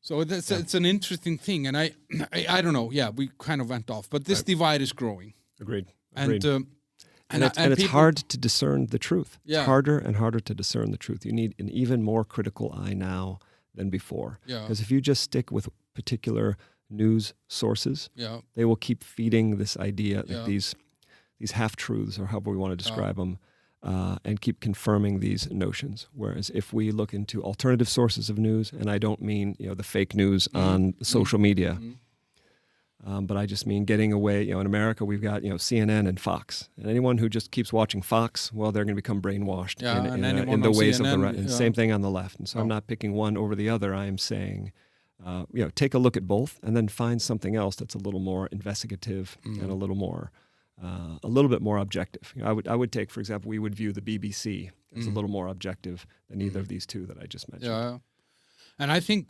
also what I feel is that. And that's maybe part of this kind of movement of, it's okay to be this, it's okay to be lazy, it's okay to be this, blah, blah, blah. It's also apparently now okay to not think for yourself. Right. And I think that is maybe what we're seeing now is that there was always an owner of the truth. It used to be the king and the church. They owned the truth because the truth was the word of the Lord, whatever. And who could write and read, they worked for the church. Right. So that you had this consolidated power between politics and religion. And now we have some sort of a consolidated, or we had probably more than we know, a consolidated power of media and politics. So the media would kind of report whatever the politics fed them. Yep. So that we lived in a reality where we thought everything was fine, everything was true. Yeah, they were supposed to be the objective observer. Yeah, but now maybe because of social media and all these other methods of distributing reality, videos and podcasts and all this, we're kind of seeing cracks in this picture somehow. So maybe actually. We have always been lied to even more, or finding the truth. And we were less aware. Yeah, because there was just this one TV screen, and nothing else, and it's really the trusted anchorman. Yeah, what he said about what happened in some place, that is the truth. Yeah, and you don't question him. He's got his entire reputation on the line. And I think it's hard for people to get away from this because it's scary. It's much more scary for me to have to think about how am I going to keep my family, which is me, my girlfriend, and a dog. How am I going to keep us safe? How am I going to provide? How am I going to take care of our health, whatever, if there is no one telling me how to do it? Yeah. That means that I need to do it myself. I need to Wim Hof my way through it, You've got to Wim Hof your way through it. Yeah. And I think this is what is making people a little bit freaking out, because okay, it might not be true. And then there are some people that I just want it to be true. I need something to cling on to. Yeah, I need some compartment where I feel comfortable. And the boundaries of that keep getting pushed farther and farther away. More chaos. Feeling of chaos. But where do you think, I guess, so you're born in 1969, right? Yeah. So you grow up in a good, interesting time where kind of America is booming in a way, like when you're born. Yeah, I think we were doing okay. We had the Jimmy Carter years where there was a bit of a recession, not a depression, and then I think in the 80s we took off again. And those values, as you said earlier, you said, I was going to go and open a restaurant. You wanted something. You wanted to create something. Right. Has this changed? Do you feel like, I don't know, when you go back to visit the U.S. or when you Do you think the value set of the US has moved somehow? Or is it moving? Yeah. The best I can do on that one is I can get a feel when I go back there. So I'm reading about it here as much as I can, and then I go back and I try and get a feel on what's happening with the actual people and on a multi-generational level. And so with me, we were not my upbringing there. When you picked a career, when you were in school, and they would talk about the different careers, entrepreneur was not there. Okay, so it was still the upbringing where you go to a firm, you get your job, you're loyal to that firm. Get a watch after 25 years. Yes, and a little stipend or whatever for the rest of your. And so that was the way we were definitely raised. I was definitely not fitting into that particular group with entrepreneurial mentality from the beginning. I never clicked at any of those. I never circled any of those professions. And now, as far as entrepreneurship goes, I think there are more entrepreneurs than ever, and entrepreneur means I'm started my own Instagram site. Yeah. Right? Rather than going through the seed capital and da-da-da. And I don't mean to downplay it too much, but I'm saying it is much more widely accepted to become an entrepreneur, to go into business for yourself. It's never been easier than in the history of the world. And I would say, if anything, it could be too easy. Right? Because you don't have to go through that process. You don't have to write that business plan that fails, which basically has you rethink your entire operation before you even open the doors. And that is what I had to do in order to get that first place going. And we opened a bunch of restaurants after that, and none of them needed that particular thought process. But we did it anyway, because we ended up using that business plan as a Bible. And whenever we would kind of go off-piste and have questions, we would go back to the business plan. So, we were supposed to be focusing more on this particular segment, and we've really ignored the lunches in exchange for the dinners, because the dinners are the higher ticket item or whatever. Sorry, I digress. But my point there is that in my upbringing, it was a wholly different approach to work and your profession than it is now. And so I don't exactly identify with how people are viewing the workplace. How does this affect the employee that is going to go get a job at Procter & Gamble in an old school way? Is Procter & Gamble keeping them for 20 years still?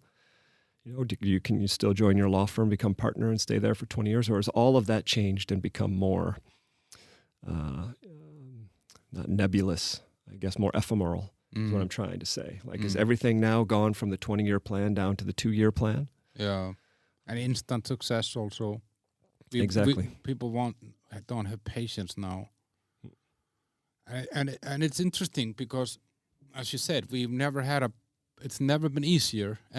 Everything is easier now than it was 10 years ago, 20 years ago. And in 10 years from now, it will probably be easier than today. You know what I mean? Right. That's just exactly.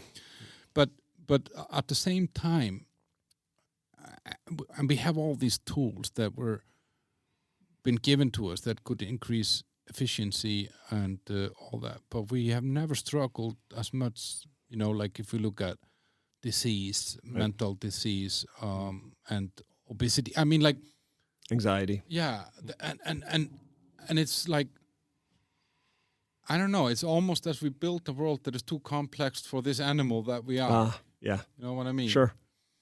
And I feel like maybe it's just because the US has the biggest window through the world. Right. Like it's the epicenter of all culture and pop and media and stuff like that. And I always knew who was the president of the U.S. since I was like 5. Got you. Sure. I didn't know necessarily the chancellor of Germany. You know. Sure. So maybe it's just that we see that more. But I don't know. I just have a feeling that people are eating shit and they're anxious and they're triggered and they're angry, but they have everything at their disposal somehow. Yeah. I agree with that so much. If we look at the media, look at any of these outlets that we mentioned before, or we can take these newspapers. We've got New York Times, we've got Wall Street Journal if we're talking about America, and you can't read a page of those without getting triggered, right? So it's triggering people in this unhealthy way. To get back to what you're saying too about the health, I mean, not just the mental health, but also the physical health. And here we're not talking about media outlets. We're talking about marketing outlets. We're talking about promoting and making money off unhealthy products and making people feel like those are normal products, making them feel like, oh, this is what you can include into your daily life. as opposed to, like you were saying, the comfort food. Having once a week, I don't think anybody's physiology is going to notice that unless they've got a serious problem. But to think that kind of food or that kind of beverage is normal is going to lead us to a much unhealthier place. It's interesting because it kind of, as you say, we normalized a lot of things that are not natural to us in lifestyle and food and stuff like that. And there's this football player now in England, Erling Braut Haaland. He's a Norwegian guy, tall, long, blonde hair, and he's like a freak of nature. You know, he can score. He scored already 50 goals this season, which has not been done since 1931 or something. Oh, no kidding. And there are still a lot of games to go, you know, so he's going to break that record by far. Now, I read his lifestyle and nutrition kind of routine, and so he drinks raw milk. I see. And he eats meat and fish and some vegetables and fruit. He takes sunlight every day to at least 2 minutes into his eyes, and he uses his blue light filters in the evening before he goes to bed. All the latest science. Yeah. And they call him an extremist.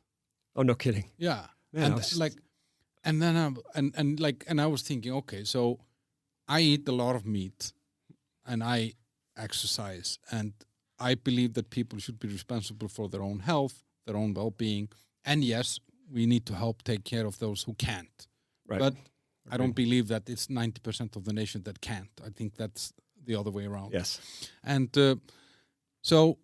but I am now probably on all standards on the American spectrum at least, and probably in a lot of other countries as well. I'm a extreme right. Wow. Do you know what I mean? The way you eat paints you politically now. Yeah. That's crazy. And that I want to exercise or that I want to use a blue light filter. Yeah. So we have normalized. Yeah, who are you to do that? Yeah. Do you want to make these other people feel bad about for not exercising and not wearing the blue light? Yeah. How dare you? Insulting them. And it's such an interesting thing that, like, and I feel that this happened just in 5 years, 10 years or something, that we made most of the world a victim, or most people are become victims, and the ones that are actually want to just be responsible for themselves and kind of live their life in the best possible way, they are extremists. Yeah. The ones taking personal responsibility and making their own decisions and not going with herd mentality in various ways, but actually carving their own path based on what they think and feel themselves. Yeah, it's such a fascinating thing. Yeah. But at the same time, we have Wim Hof, for example. Something like that grows. Never in history have more people been running marathons. Take that. Oh, is that right? Yeah. Okay, sure. And that's a good sign. Yeah. So I feel that there is this kind of growth of victimhood, right, or whatever.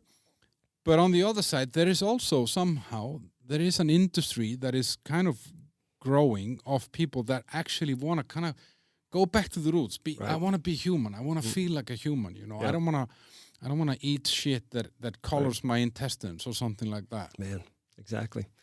And maybe they're not finding the rewards that you're supposed to get by living in comfort all the time, and making yourself feel good about everything.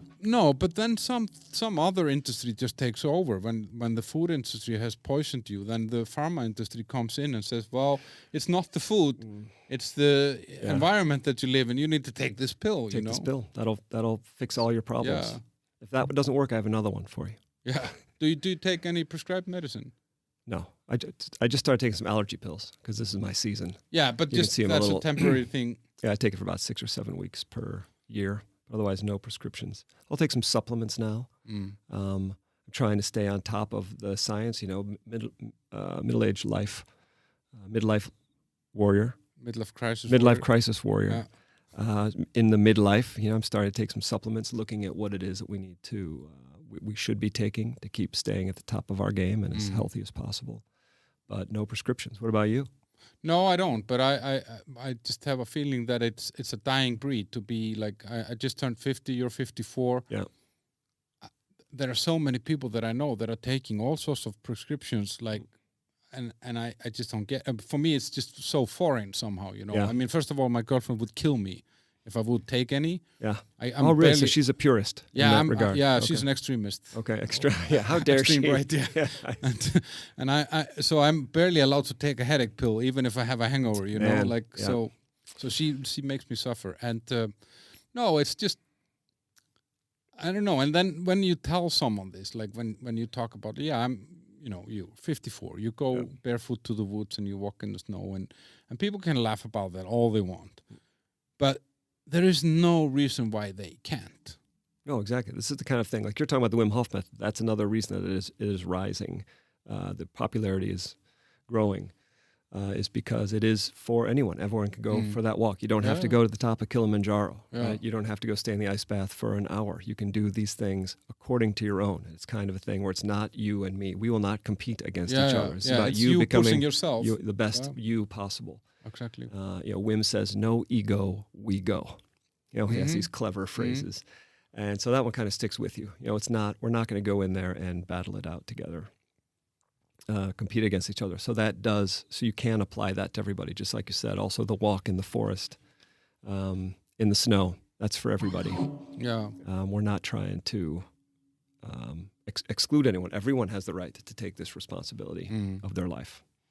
But I feel with these things also, like I think to a person who hasn't done anything like this, it might seem like an obstacle that is too big somehow. And like I remember my 400-meter run. Then if someone would have told me that I would be running a marathon, I don't know, 10, 15 years later, I would have said, no, there's no way. But I gradually got there, and I didn't expect to go there within a week. And I think that's a mindset that we're kind of losing a little bit, because we kind of want this instant gratification from everything that we do, instead of saying, okay, I'm just going to put in the work, and it's going to come, stuff is going to come later, you know? And I like, and I think what you just said now is a key thing in that, is that your benchmark is yourself, your old self or your previous self. It's not. You don't need to go into. I'm not going to run the Prague Marathon thinking that I'm competing with anyone. I'm just competing with myself. Right. There are 5 or 10 or 15,000 other people there, but I don't give a shit about what they're doing. I'm there racing against myself. Right, and that's the healthy attitude. That's the growth mentality. That's where you are ready to become a better self, a better person than you were the day before. That you're always going to end with a win. Right? You compare against 5,000 other people. There's always going to be someone who's faster. Yeah. And I don't care. People clap for me equally much when I come in there number 4,700 as I do number 500. You know what I mean? Yeah, like they're just going to be clapping. I'm not one of those Kenyans who was there in 2 hours. Oh man. But yeah. Okay, Max. Agreed. So what are you going to do for the rest of the day? So I've got a exciting list of tasks coming up. Yeah. So I will be mowing the lawn in about half an hour, and then I'm going to go to the pool. Okay. Get the workout in. Hopefully, there won't be too many people there. It's a beautiful day, and it's a holiday. How much do you swim then? How far will you swim? So I would say the average training is about an hour, and it's about 3 kilometers. Okay. So it depends on what we're focusing on at the time. We're generally doing a lot of kind of mid-distance freestyle stuff. So it could be 2,700 meters, maybe 3,400 meters, depending on what we do. And I'll meet with a couple other people on the team, and we'll always have a good time. And when it's a beautiful day like today, you enjoy it even more. We should sign up for like a team Ironman. You do the swimming. That's a deal. Yeah, I'll do the bike. Yeah. And then we split the run. It's a great idea. Count me in, first of all, for that. Yeah. Second of all, for the swimming. Do you know the book Total Immersion? No.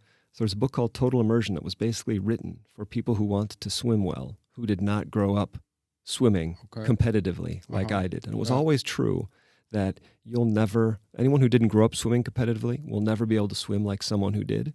And there was one book that changed that. And that was this book called Total Immersion. This guy, I forget his name right now, but he helps you with your approach to the water, how you want to feel in the water. Then there's some stroke description as well.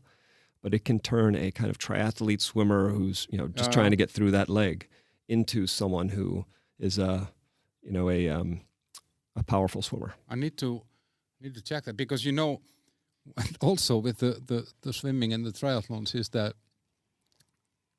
people shit themselves a lot in the start of the swim. No kidding. So you don't want to be the slowest. No, I didn't know that. No, they're having diarrhea all the fucking time. Oh my goodness. And I read this biography of a girl who was a three-time world champion in Ironman, female Ironman, and she was saying, one of the main reasons why you want to be fast into the water and in the front is that otherwise you're swimming in someone else's shit. So.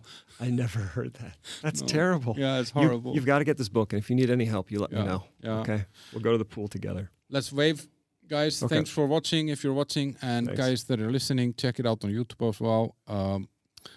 Max, thanks for coming. Thank you for having me. Great to have you. I think I will have to bring you back. And Max Steakhouse, guys, just a little dropping that here at the final plug. minute. Yeah, plug. It's actually a great place and very, very reasonably priced. Good steaks, good price. Yep. Thank you. Thanks. Thank you. Bye-bye. Right. Take care. Bye.